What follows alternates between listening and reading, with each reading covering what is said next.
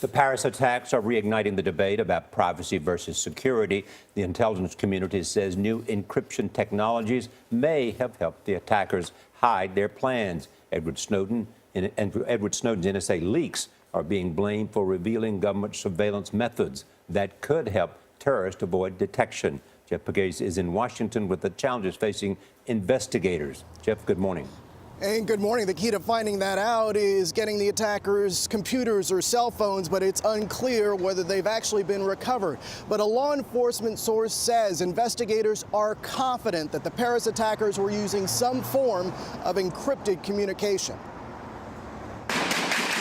Almost 4 days after Paris came under siege, CIA Director John Brennan says terrorists have found new ways to plan major attacks undetected. In the past several years, because of a number of unauthorized disclosures, there have been some policy and legal and other actions that are taken that make our ability collectively, internationally, to find these terrorists much more challenging. Without naming names, Brennan appeared to blame Edward Snowden, a former NSA contractor who exposed top-secret details about the agency's phone and internet surveillance program.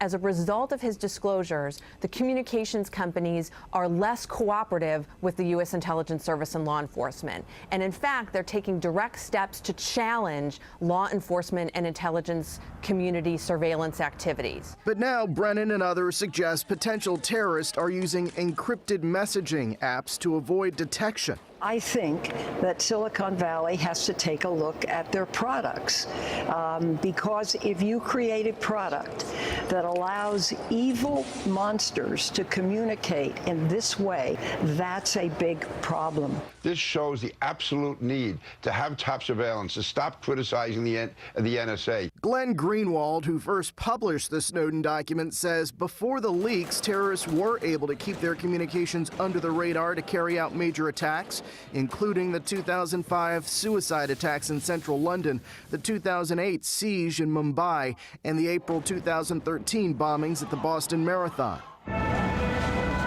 He says officials are trying to exploit the Paris attacks to justify increased surveillance. Don't you think after the type of bloodshed that we saw in Paris, law enforcement should have the tools that they need to stop attacks like that? Law enforcement has had every single tool that they have asked for since September 11th.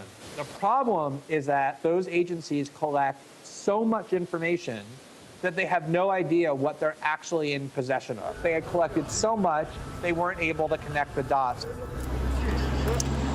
The technology industry has been a roadblock on this issue for law enforcement, but the government keeps pressing the industry to share data when national security is at risk. But so far, Gail, privacy concerns have won out. Thank you, Jeff.